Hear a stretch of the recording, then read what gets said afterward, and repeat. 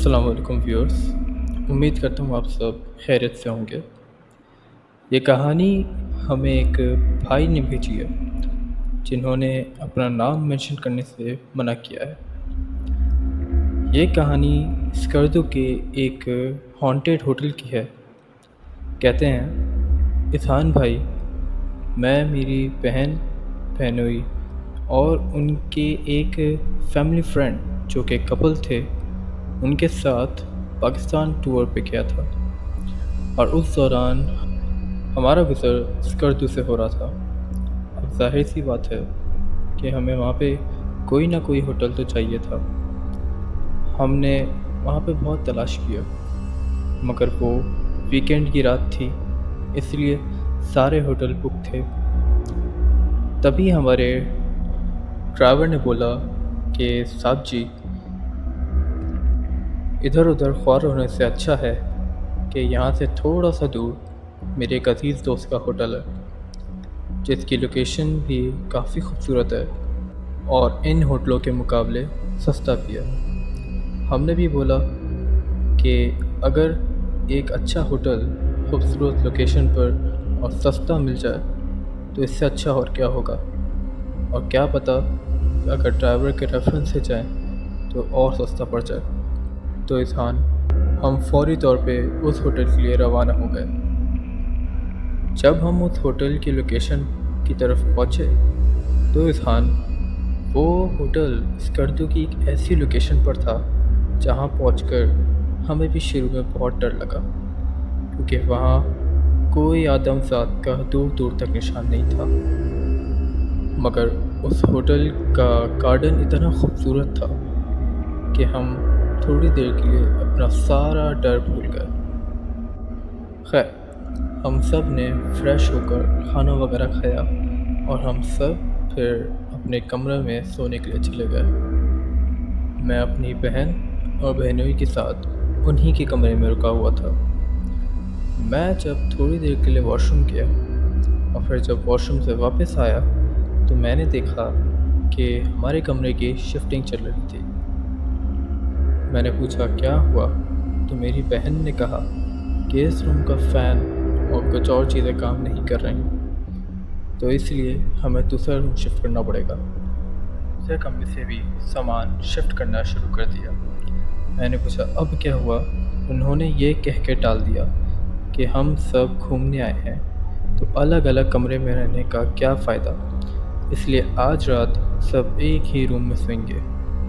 पर मैं उनके फैमिली फ्रेंड्स को इतना करीब से नहीं जानता था, तो मैं उनके साथ रूम शेयर करने में कंफर्टेबल नहीं था, तो मैं उसी रूम में सो गया। जब सुबह उठे तो मेरी बहन ने मुझसे सवाल किया कि रात को आराम से सो गए थे।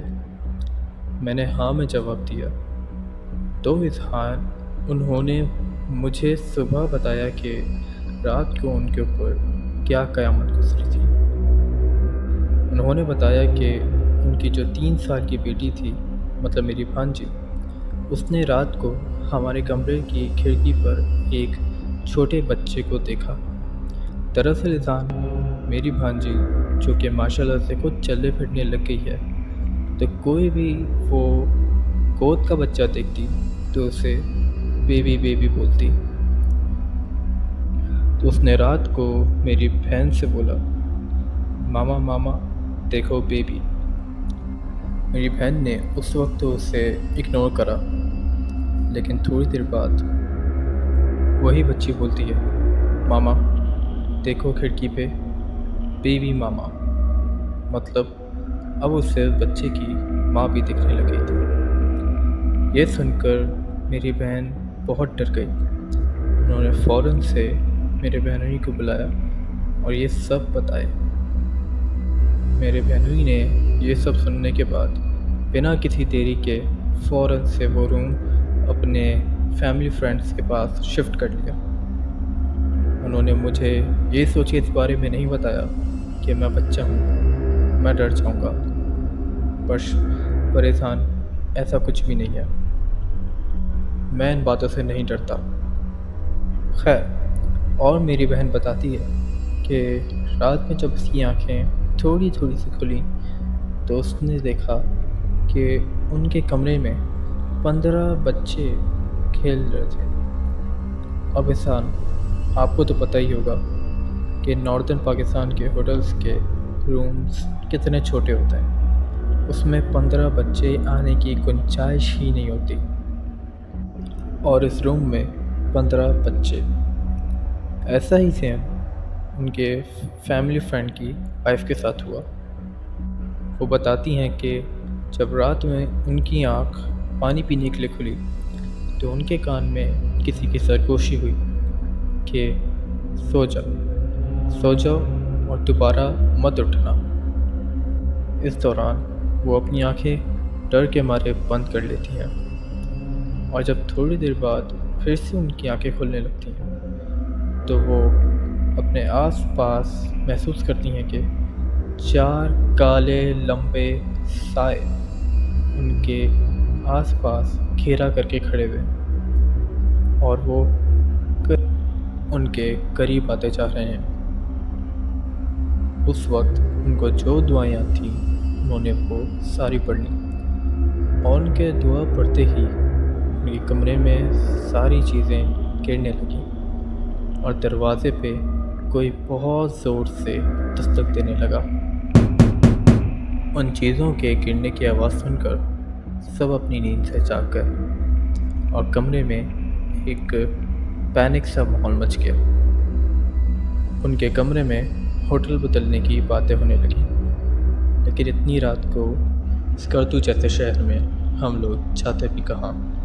تو بہرحال وہ رات ہم لوگوں نے اسی ہوٹل میں گزاری، کبھی ان چیزوں کے گرنے کی آواز میں، اور کبھی ان کی 3 سال کی بیٹی کی روتی ہوئی دہاڑ میں۔ اور اذہان، جب صبح میری بہن نے مجھے یہ سب بتایا تو اس نے مجھ سے پوچھا کہ کون سا نشہ کر کے سوئے تھے جو تمہیں یہ سب چیزوں کا احساس بھی نہیں ہوا؟ اور اذہان، اگر سچ بولوں تو مجھے بھی حیرانی ہوئی کہ میں اتنی گہری نیند کیسے سو سکتا ہوں۔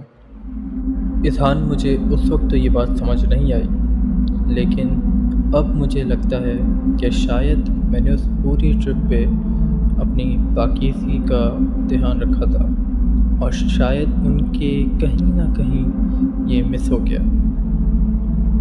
دوستوں، اس لیے کہتے ہیں کہ ایسی جگہوں پہ خاص طور پر، ویسے تو ہمیشہ ہی ہمیں اپنی پاکیزگی کا دھیان رکھنا چاہیے، لیکن ایسی جگہوں پہ خاص طور پر اپنی پاکیزگی پر زیادہ دھیان دینا چاہیے، کیونکہ ایسی چیزوں کو اگر آپ ناپاک ہوں گے یا پھر آپ کی پاکیزگی میں کوئی کسر باقی ہوگی تو ان کے لیے بہت آسانی ہو جاتی ہے۔